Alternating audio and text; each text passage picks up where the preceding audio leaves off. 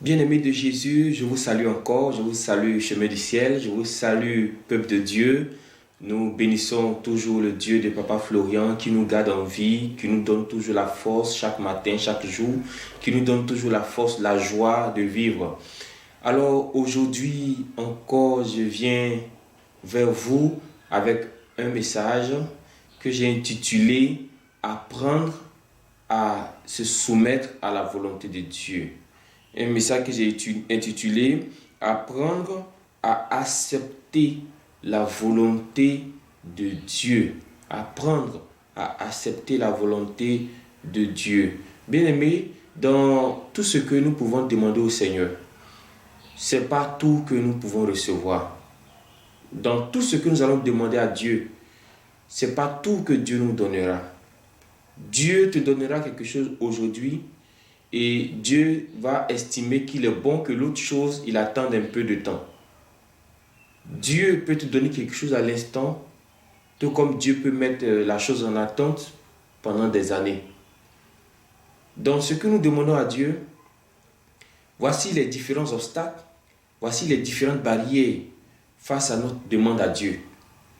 Pour certains, la barrière, ça sera la sorcellerie, l'œuvre de la sorcellerie qui les bloque, qui les empêche, qui ne veut pas que ces personnes accèdent au bonheur. L'œuvre de la sorcellerie qui ne veut pas que ces personnes accèdent à la joie, à la vie, l'épanouissement. Mais je dis que quand vous avez rencontré le Dieu de Papa Florian, la sorcellerie ne doit plus avoir de pouvoir sur vous. La sorcellerie ne doit plus avoir de règne dans votre vie. Vous devez être maître de ces œuvres-là.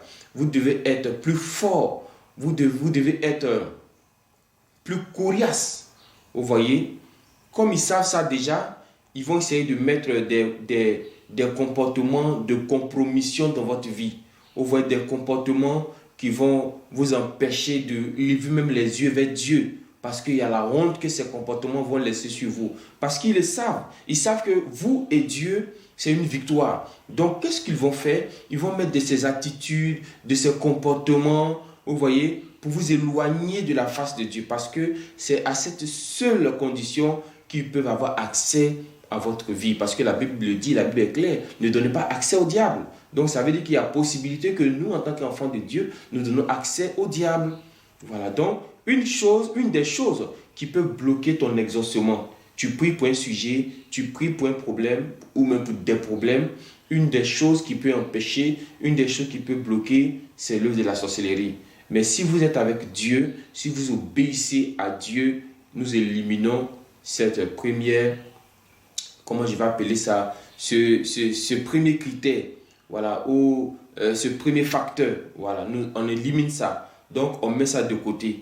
Donc, vous allez voir que pour certaines personnes, ne seront pas concernées même par ce premier facteur parce que j'ai donné ma vie au Dieu de Papa Florian. Je suis fidèle dans mes dîmes, je suis fidèle dans mes offrandes. Moi, je ne cherche pas de copine à gauche, à droite. J'évite la colère. Je fais en tout cas tout ce que Dieu me demande.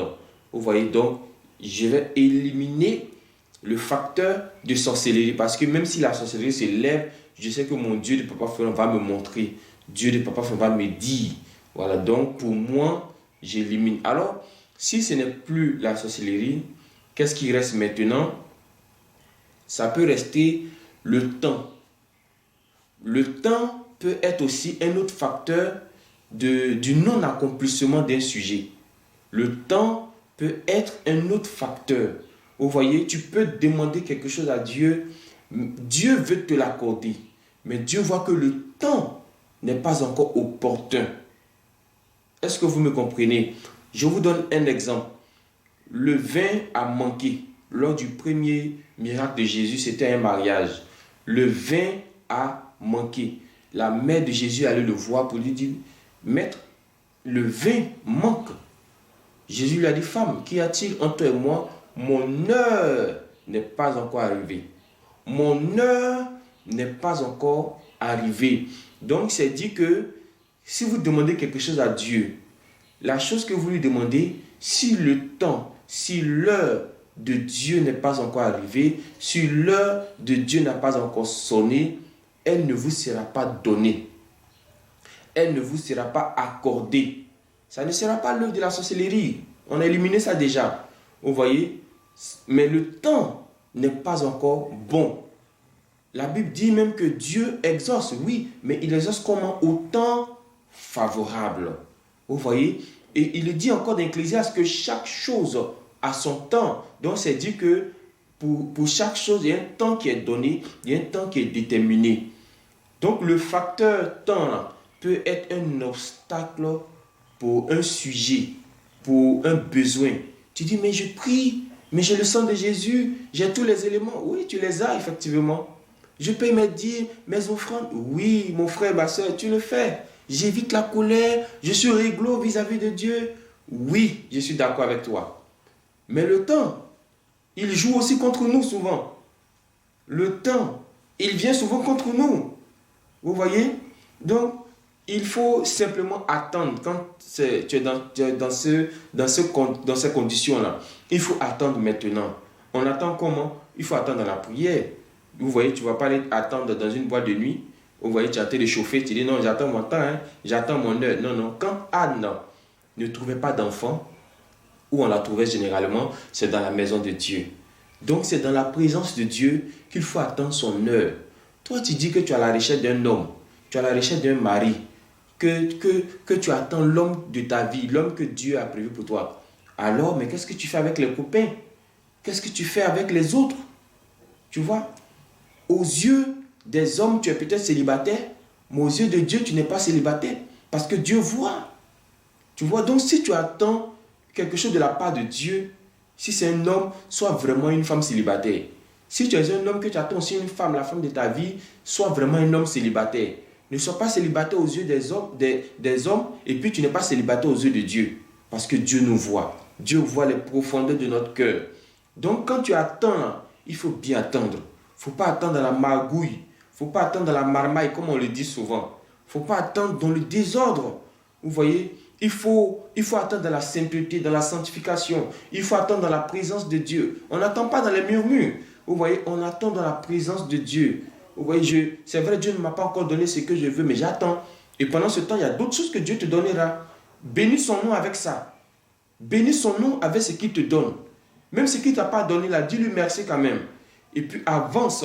Il te donnera autre chose qui seront dans ton temps, qui seront dans ton heure. Amen. Donc, je donne tous ces messages pour ne pas que vous vous affolez. Pour que vous restez tranquille, vous restez calme, pour ne pas que quelqu'un va dire, je suis perdu, je ne sais pas à quel niveau se situe ma vie. Quand tu entends ces paroles-là, tu sais maintenant à quel niveau se situe ta vie. Voilà. Donc, le temps est un deuxième facteur. Vous voyez? Et le dernier facteur, c'est la volonté de Dieu. En toute chose là, il y a la volonté de Dieu qui compte.